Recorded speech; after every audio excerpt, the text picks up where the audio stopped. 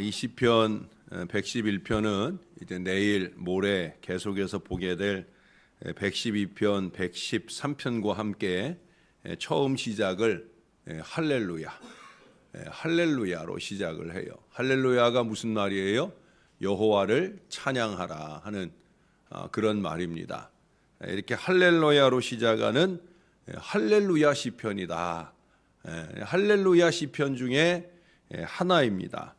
그래서 우리는 모든 일에 있어서 할렐루야, 다시 말해 여호와를 찬양하며 시작하는 것이 중요하다 하는 사실을 이제 3일 동안 이 시편들을 읽으면서 우리가 가슴 깊이 새겨야 돼요. 항상 하나님을 찬양하는 게 우선이다. 저는 여러분들에게 늘 자주 강조하잖아요. 어제도 강조하고 주일에도 강조하고 뭐예요? 하나님께 영광 돌리는 거. 이게 제일 중요해요. 저에게 중요하고 여러분들의 신앙에서도 중요하고 전 그런 사람들이 신앙이 있다고 봅니다. 자화자찬하는 사람, 이거 정말 하나님이 교만하게 여기고 하나님께서 다 꺾어버릴 일들입니다. 겸손하게 하나님 찬양하는 게 우선되어야 되는 거예요. 우리가 예배를 시작하면서 제일 처음 하는 일이 뭐예요? 찬양으로 시작하잖아요. 제가 섬기는 모든 예배는 찬양으로 시작을 해요. 교회들 가운데 묵도로, 기도로 시작하는 교회도 있는데 대개 주일 예배 기도로 시작하는 경우에도 찬양대의 송영 찬양이 먼저 이루어지고 그러고 기도하는 경우들이 많이 있습니다. 다 같이 기도함으로 예배 시작하겠습니다 하면 먼저 그 전에 송영 찬양이 먼저 되어진다는 거예요. 여러분 레위기 10장에 보면은 하나님께서 이스라엘에게 혹시 하나님께 기도할 일이 있다고 하면 먼저 할 일이 뭐냐? 나팔을 불어서 먼저 알려라. 나한테 나팔을 불어서 하나님, 우리가 하나님께 기도하려고 그럽니다. 우리가 이제 전쟁에 나가야 되는데 이 전쟁에 승리할 기도를 하나님께 드리고 나갈 겁니다. 할 때 나팔을 불라는 거예요. 그 나팔이 뭐냐? 바로 하나님께 찬양하는 그런 의미를 담고 있는 거예요. 우리가 앞서서 보았던 시편 22편 3절 아주 유명한 구절이죠. 이스라엘의 찬송 중에 거하시는 주여, 주는 거룩하시니이다. 거룩하신 하나님이 그 찬송 가운데 거하신다는 거예요. 여러분 이 새벽 첫 시간에 피곤한 중에 찬양을 부르지만 여러분 그 찬양할 때 정신 바짝 차리고 한 구절 한 구절을 세심한 마음을 기울여서 찬양해야 돼. 그러지 않으면은요 우리 가운데 임재하신 하나님이 나의 가운데는 임재가 안 된다는 거예요. 내 가운데 임재가 된 그 예배를 드려야 이 예배가 연락이 되고 이 예배가 연락이 돼야 우리의 기도도 연락이 되는 거예요. 우리의 예배와 기도가 제대로 연락이 되려면 그 처음의 시작인 찬양을 잘 불러야 되는 거예요. 우리 가운데는 임하셨는데 나의 가운데는 안 계신 그런 예배나 기도가 되지 않도록 여러분 새벽에 오셔서 부르는 첫 찬양 하나님의 임재를 강력히 바라면서 간절한 기대 속에 부르시는 저와 여러분 될 수 있기를 바랍니다. 그러면 오늘 시 111편의 찬양의 내용은 도대체 뭐냐는 거예요. 여기서는 놀라우시고 존귀하시고 어미하시며 영원한 하나님의 행사를 찬양하고 있어요. 그래서 10절로 된 이 시편 9절 9절마다 하나님께서 자기 백성에게 행하신 그러한 기적 같은 일들과 그를 통해 나타내신 거룩하고 지존하신 그 하나님의 이름을 드러내는 내용들이 쭉 이어집니다. 길지 않은 10절까지의 내용 속에서 야 하나님 대단하신 분이구나 이 느낌을 주고 있다는 거예요.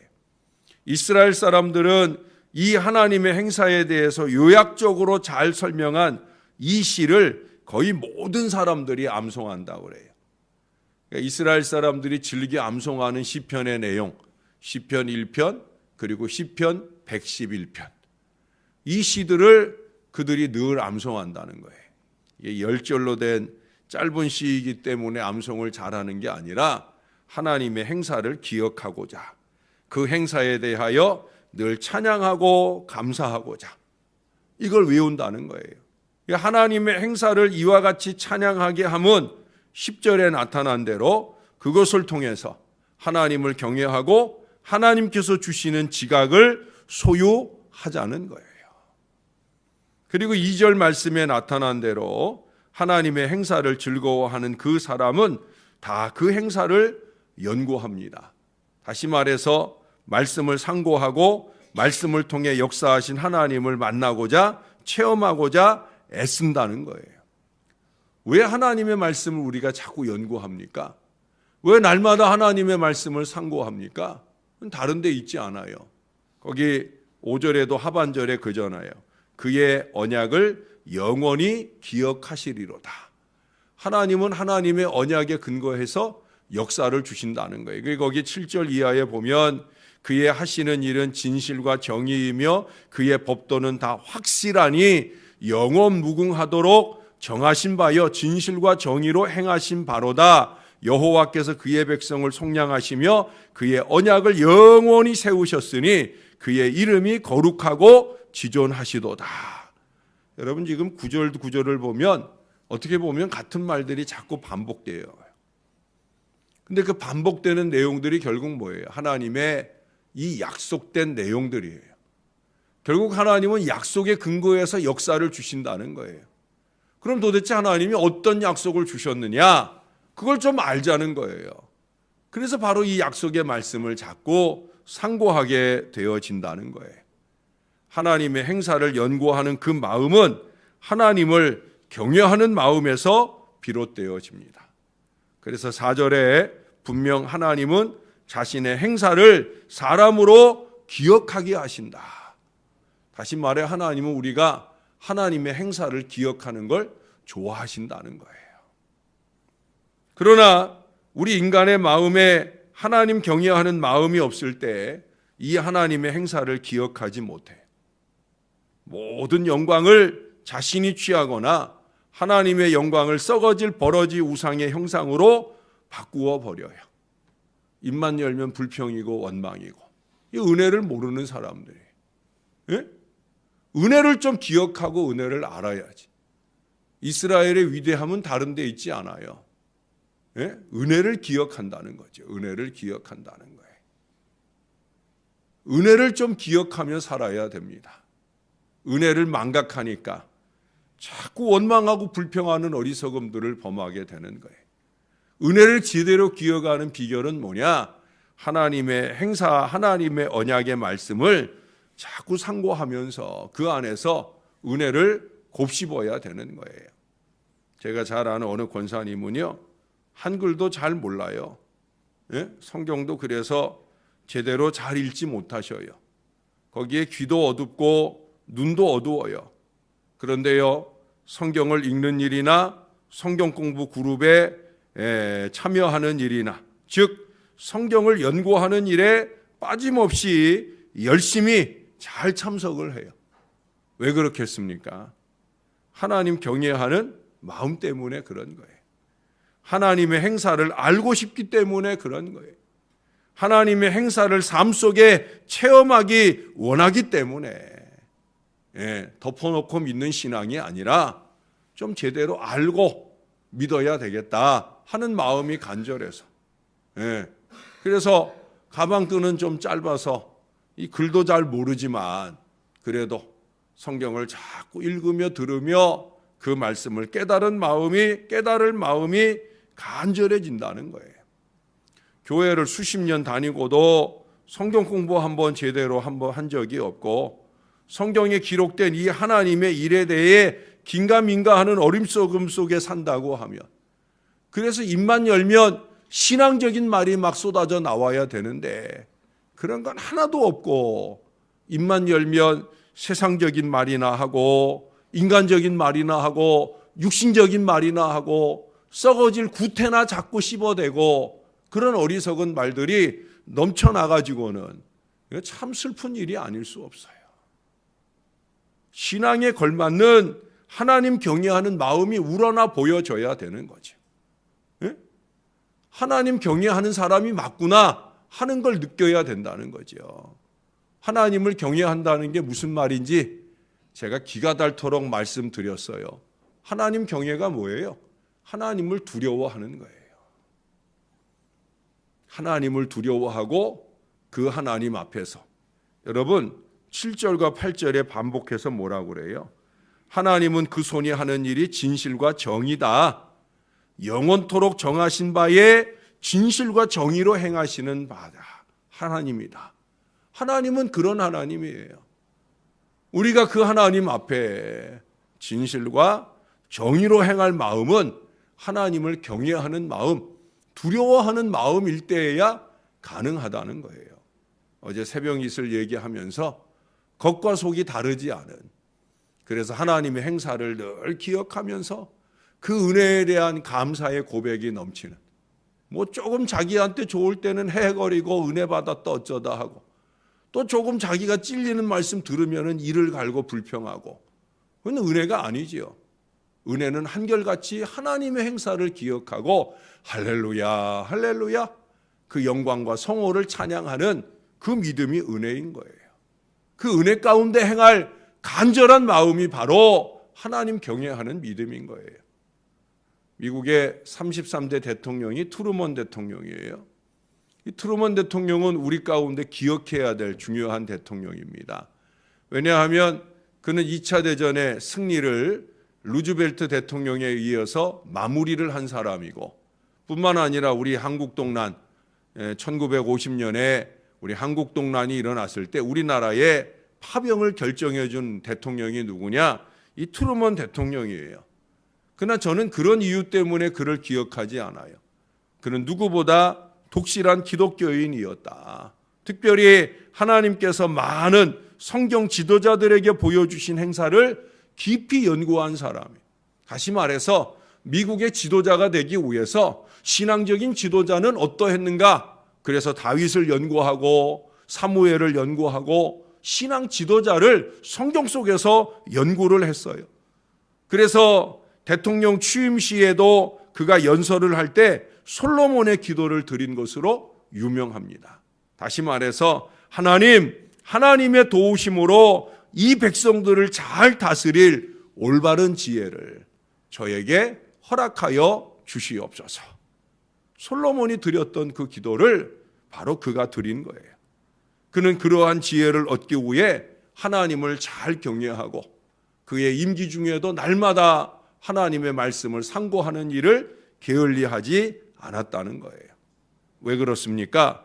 여기 10절에 보니까 여호와를 경외함이 지혜의 근본이다. 바로 이 구약 솔로몬의 잠언의 주제절을 알기 때문에 그런 거예요. 잠언서의 주제는 이겁니다. 여호와를 경외함이 지혜의 근본이라. 어떻게 솔로몬이 이 지혜를 깨닫고 이 지혜를 간파하고 이 지혜를 선포했겠습니까? 이미 여기 다윗이 적고 있잖아요. 그의 아버지 다윗이 보여준 신앙이 바로 그거였거든요.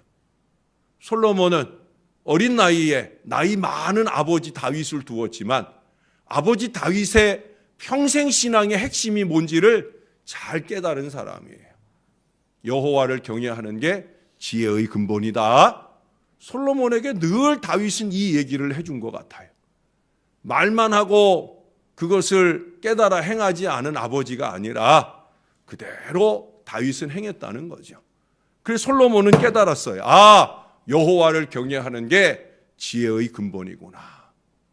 여러분, 신앙의 계승은 이렇게 되는 거예요. 다윗이 이미 여호와를 경외하는 게 신앙의 근본이다. 그 계명을 지키는 것이 지각 있는 지도자가 되는 것이고 지각 있는 사람이 되는 것이다.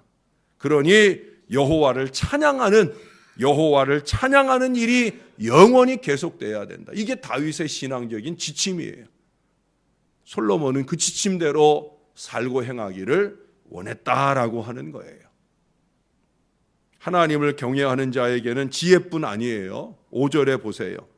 여호와께서 자기를 경외하는 자들에게 양식을 주신다. 그의 언약을 영원히 기억하고 행해 주신다. 여러분, 우리가 주기도문 할 때 오늘 우리에게 일용할 양식을 주시고 하잖아요. 근데 그 일용할 양식을 주시는 게 먼저가 아니란 말이에요. 하나님께 일용할 양식을 받으려면 우리가 뭐 해야 되는 거예요? 그 앞에 하늘에 계신 우리 아버지, 아버지의 이름을 거룩하게 하시며 아버지의 나라가 오게 하시며 아버지의 뜻이 하늘에서와 같이 땅에서도 이루어지게 하소서. 하나님을 찬양하고 높이는 일이 우선돼야 되는 거예요. 하나님을 찬양하고 높이고 예배하는 것은 뒷전이고, 밥 벌어 먹겠다고 세상에 젖어가지고 세상 연락에 빠져 살아가지고 어떻게 일용할 양식을 하나님께 감히 바라겠어요. 특별히 마지막에 뭐라고 그래요? 아버지의 뜻이 하늘에서와 같이 땅에서도 이루어져야. 제가 그래서 아버지의 뜻을 강조하는 거예요. 아버지 뜻대로 하나님께 영광되게. 제가 이걸 강조하는 건 우리에게 일용할 양식이 풍성하기를, 우리의 자식들에게 일용할 양식이 풍성하기를. 제가 그래서 이걸 강조하는 거예요. 왜? 여러분들이 땅에서 잘 되길 원하고 여러분들의 자손들이 땅에서 잘 되길 원하니까. 그러려면 우리가 먼저 뭐 해야 되느냐? 아버지의 뜻이 나의 삶 가운데 이루어져야 되죠. 나의 삶은 아버지의 뜻을 외면하면서 살면서 어떻게 아버지가 일용할 양식을 주시기를 감히 바라겠어요. 우리가 아무리 길길이 날뛰고 애쓰고 살아도요, 일용할 양식에 대한 걱정으로만 살지 절대 일용할 양식의 풍성함으로 살기 어렵다는 거예요. 일용할 양식을 위해 애쓰는 일 뒤에 하나님 경외하는 예배가 나중되는 것이 절대 아니다 하는 사실을 여러분 다시 기억하셔야 됩니다. 하나님 경외하고 하나님 찬양하고 하나님 예배하고 하나님께 영광 올려드리는 게 우선이고, 그 아버지의 뜻을 이루면 일용할 양식 얻어지는 건 이건 뭐 당연하게 따라온다는 거예요. 뿐만 아니라 아버지께서 우리에게 약속하신 이 모든 일들을 하나님이 기억하시고 우리가 기억하지 못하는 일들까지도, 우리가 기도하지 못하는 일들까지도 우리에게 베풀고 나타나시는 놀라운 역사를 주시게 될 줄로 믿습니다. 그래서 우리 하나님을 경외하며 그 행사를 연구하고 찬양하는 일을 우리가 우선으로 여기며 살아야 된다는 거예요. 그러면 일용할 양식뿐 아니라 세상을 승리하며 사는 삶의 지혜가 우리 주님으로부터 우리 안에 충만하여 넘치게 될 줄로 믿습니다. 오늘도 그런 마음으로 우리 교회의 모든 교우들이 주님 앞에 나와 예배하는, 주님 앞에 나와 찬양하는, 주님 앞에 나와 하나님 말씀을 좀 제대로 배우고 그 말씀을 신비에 기억하고 그 말씀대로 하루를 잘 사는 그런 은혜의 하루를 잘 살게 되기를. 그래서 그 입에서 항상 할렐루야, 할렐루야, 하나님 찬양함이 넘쳐나는 은혜 인생들이 다 되시기를 우리의 구주 예수님의 이름으로 간절히 축원합니다. 기도하겠습니다. 참 좋으신 아버지, 우리 아버지가 되어 주셔서 감사합니다. 아버지의 뜻을 날마다 새길 수 있는 새벽 용사가 되게 해 주셔서 감사합니다. 말씀을 날마다 듣고 배우는 사람답게 우리가 살아갈 수 있도록 주님은 우리에게 어떤 은혜를 주셨는지 날마다 상고할수록 그 은혜의 말씀을 기억하고 하루 종일 내내 할렐루야, 할렐루야, 은혜에 대한 감사와 고백으로 잘 살아가는 저와 이 모든 사람들이 되게 하여 주옵소서. 날마다 새벽 아침을 예배했는데도 하루 종일을 불평과 원망 속에 사는 어리석은 인생이 되지 않도록, 입만 열면 한숨이 나오는 답답한 인생으로 살지 않도록 참으로 우리 앞에 계시는 여호와, 우리와 함께 계시는 하나님, 그 임마누엘의 하나님을 의식하면서 그 하나님 제대로 두려워하고 경외하는 그 믿음으로 살 수 있도록 그렇게 지각 있는 신앙 인생들이 다 되게 도와 주옵소서. 그래서 하나님을 경외하는 이들에게 약속해 주신 일용할 양식의 풍성한 은혜가 이 주의 백성들에게 넘치게 도와 주옵소서. 뿐만 아니라 하나님께서 그 모든 언약을 기억하시고 그 언약대로 베풀어 주시는 그 놀라운 은혜가 우리 가운데 나타나게 도와 주옵소서. 내일 새벽에 상고하게 될 말씀 속에도 우리만 아니라 우리 자손들에게 약속하시는 하나님의 축복의 말씀들이 있습니다. 하나님 아버지, 그 모든 말씀들이 우리와 우리의 다음 세대에게 이루어지기 위해서 우리가 하나님을 제대로 경외하며 살아야 될 줄로 믿습니다. 다윗의 신앙이 솔로몬에게 계승되듯 하나님, 우리 부족하지만 우리의 신앙이 우리보다 더 우리의 자손들에게 아름답게 결실하는 역사가 신앙의 가문 안에 이루어지게 도와주시되 우리 주의 모든 자녀들이 신앙의 명문가를 이루는 아름다운 가정들을 이룰 수 있도록 축복해 주옵소서. 넓은 평수의 아파트를 누리고 사는 것이나 물질의 여유 속에 사는 것이 복이 아니라 하나님을 제대로 잘 믿고 신앙하는, 말씀대로 철저하게 진실과 정의를 따라 사는 그런 믿음의 자손들을 갖는 것이 으뜸 복임을 깨닫는 저와 이 모든 자녀들 되게 하시고 우리의 신앙의 가문이 그런 출중한 신앙의 모습으로 영광 돌리는 가문을 이룰 수 있도록 우리 하나님께서 축복해 주시옵소서. 예수님의 이름으로 기도합니다. 아멘.